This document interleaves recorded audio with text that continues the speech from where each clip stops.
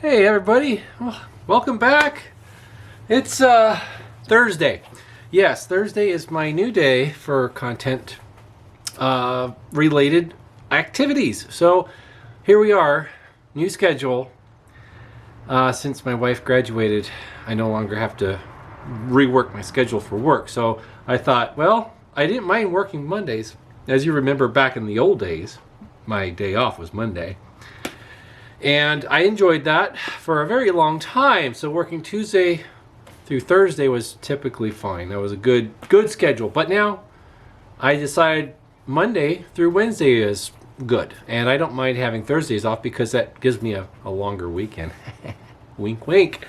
Anyways, and it's good to have a day just my own, to myself, so I can get some things done. And on Mondays, locally, there's stores that I like to go to if I need to that are not open on Mondays. So it's good to have a Thursday. That means everything's more likely open. So yeah, anyways, it works for me. So I'm out here burning the old CT Ham pin lift patch corner that I got for Christmas, and this thing is just a beautiful piece. I really like this lantern. I've been burning it ever since I received it on Christmas. Yeah, it is just a really handsome lantern. It's not too dissimilar to the other ham lantern I have, the other ham cold blast that is. But we're aware of the differences. So I wanted to talk a little bit about ham lanterns today.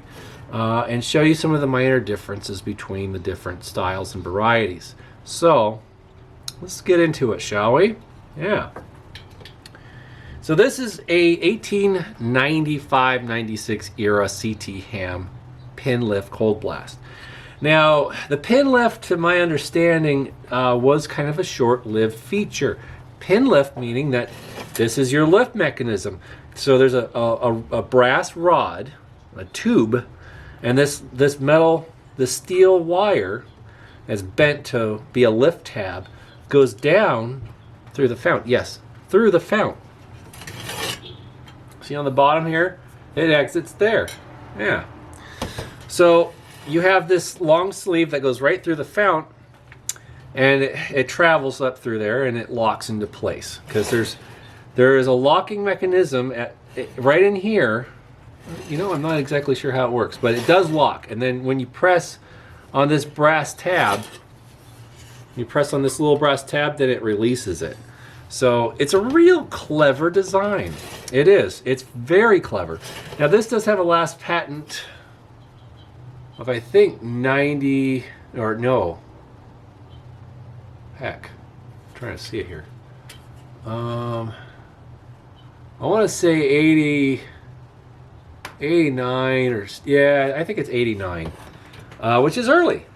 89 is early, but that's the patent. So the cold blast style, maybe the pin lift was patented in 89, I'm not sure, but the cold blast design that we all know and enjoy and love started pretty much with CT Ham, to my understanding.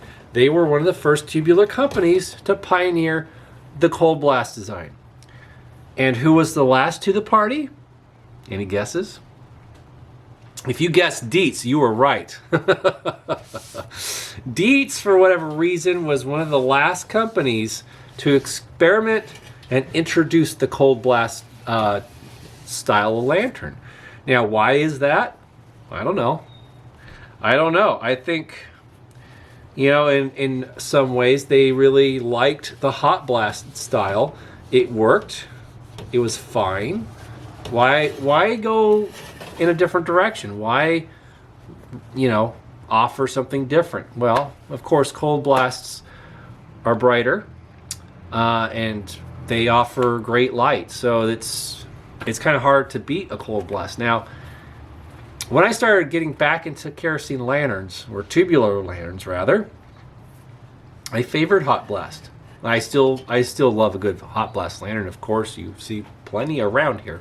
I'm not stopping by in hot blast lanterns, but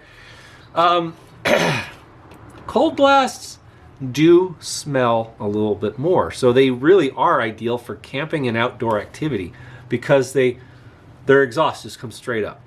Right up here, this is all your heat and all your energy and your exhaust coming right up through here, okay? Now on a hot blast, of course, I have one right here.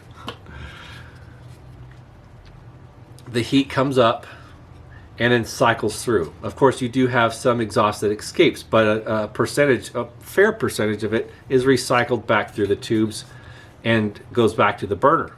And that's what combusts. So that's why the flames on these are a little dimmer than the cold blast, because they're burning pre-combusted air. So it's not as pure and not as fresh.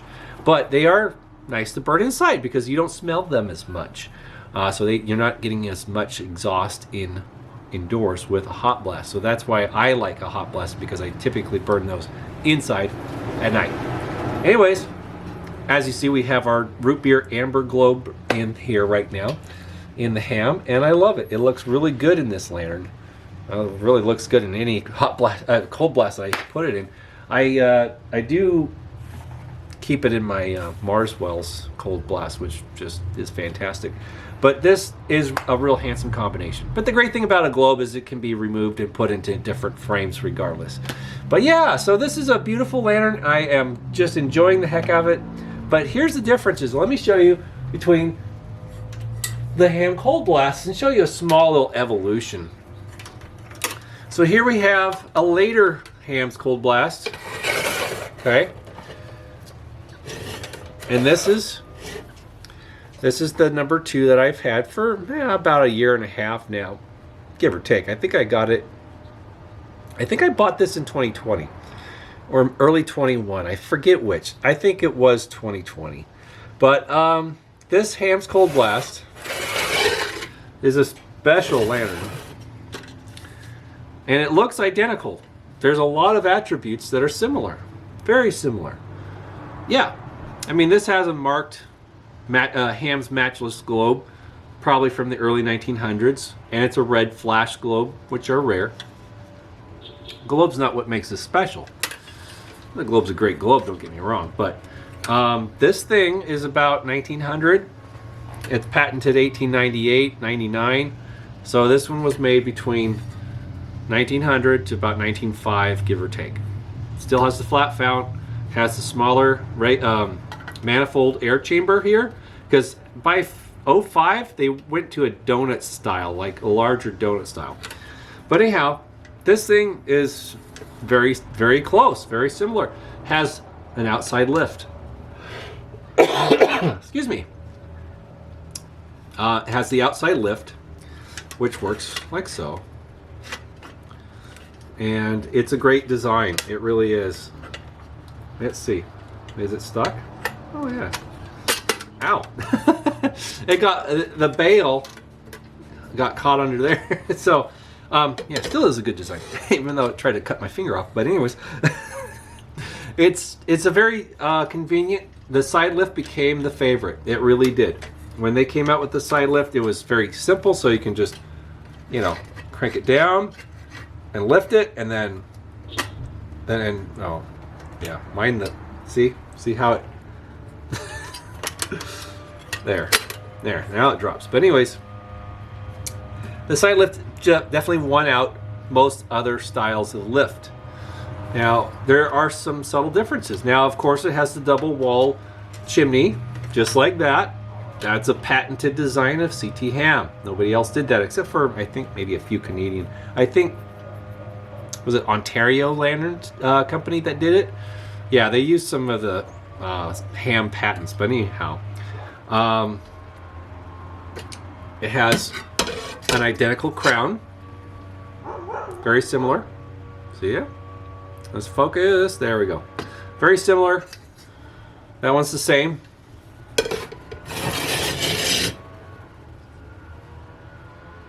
See? Same. Okay.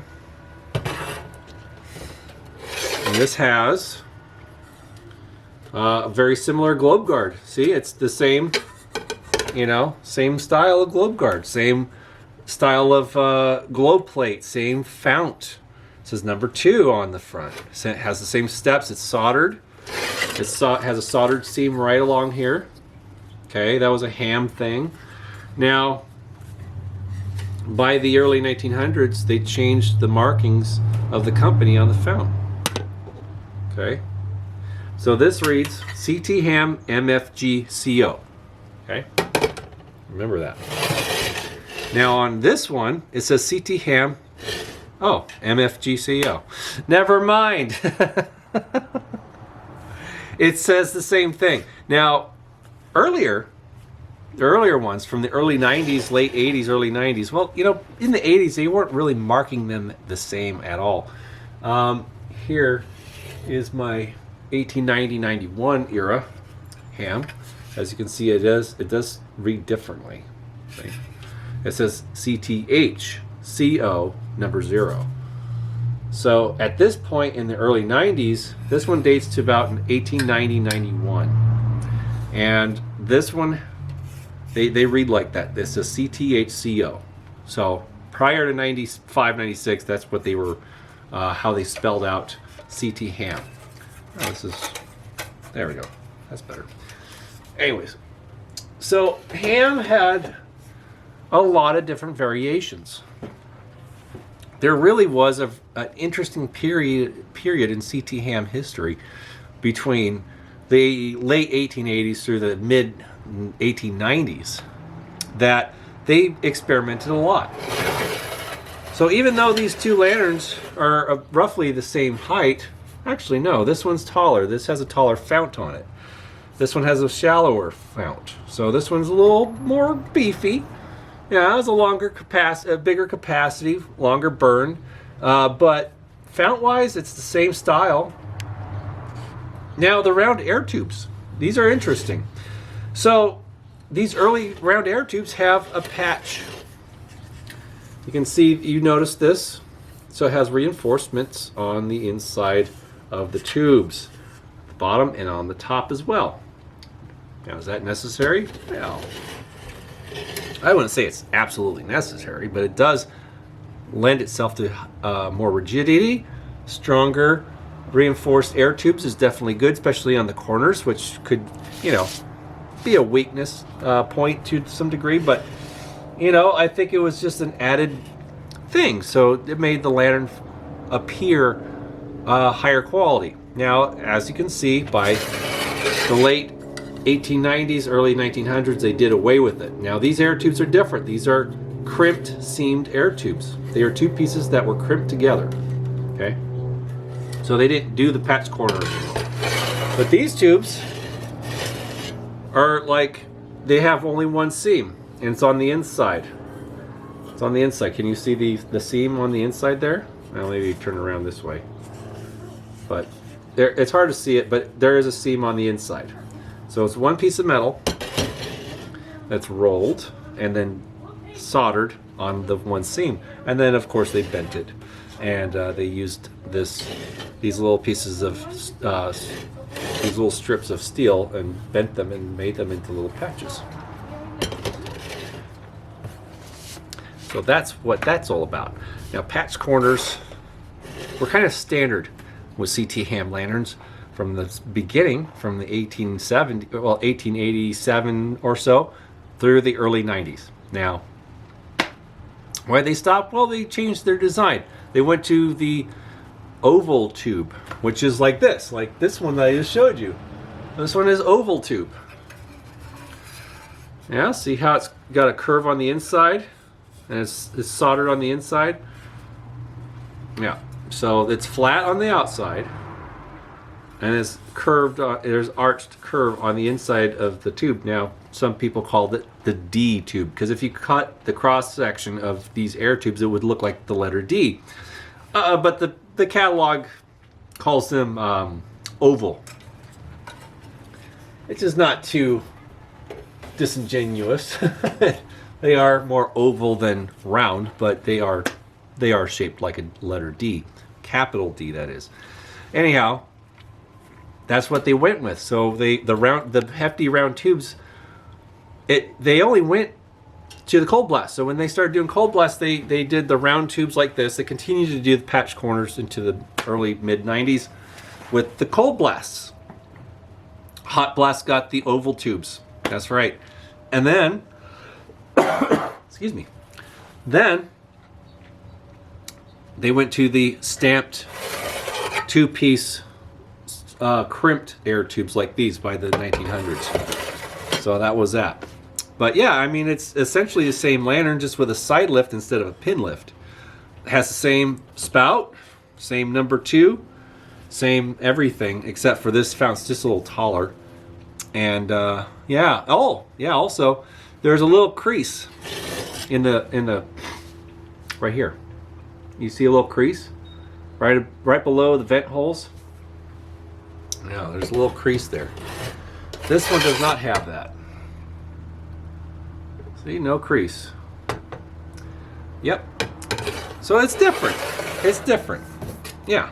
But it, you know, it's okay. There's no reason why one is better than the other. This one has a slight curve to the top of the chimney. This one's flat. You know, subtle differences. It's an evolution of design. It really is. So, but these are great lanterns, and I'm going to tell you, when I started getting back into lanterns, CT ham, I knew nothing about ham. Absolutely nothing. And I thought, well, these are kind of interesting lanterns, and then the more I started to learn about them, the more I really liked them. And they really do operate quite well. And the thing that really impressed me about ham was Charles Tafton Ham, the president and founder of the company. He was a real interesting individual, and from what I've learned is that he actually rewarded and encouraged his employees to experiment and create different designs and adaptations to his lanterns. So they were encouraged to improve upon his own designs and patents. So that's why we see a lot of, well, differences and different variations. There's a lot of variations that a lot of people don't find because they're very rare. It's hard to find these things sometimes because, well, they only made so many. A few collectors I know of on Facebook have some pretty interesting variations. And it's always entertaining and educational to see them post these things because we're very familiar with some of these things. You know, especially this one. You can find this No.2 Cold Blast pretty easily on eBay. They pop up a lot. The early 1900 stuff, it's out there. It's not rare. It's great stuff, but it's not exactly rare. People are asking a lot of money for these now, and I don't even know why. They just sit on eBay for a while until they actually lower the price to what they, you know, what's a reasonable price. But anyhow, I mean, I think I paid maybe $30 for that, technically. Yeah, I think it was. I bought 2 for $60, and I sold the other one. So this one's the one I kept. Excuse me. I'm still getting... I feel much better, but the cough is not wanting to leave. But anyways, that's a good piece. I love that piece, and I love this new one. This pin lift is really special. It is a very rare lantern. And I didn't really ever think that I was going to have the opportunity to own one, but thank you to Kevin Gentile for selling me this one so I could get it for Christmas. And it's just special. It's a great piece. I love it. So yeah. Well, all right, friends. Well, I thought I'd come out here and do a little CT ham focus with you guys, and I hope you enjoyed the video. We are going to be doing another video this weekend, hopefully, for our companion channel.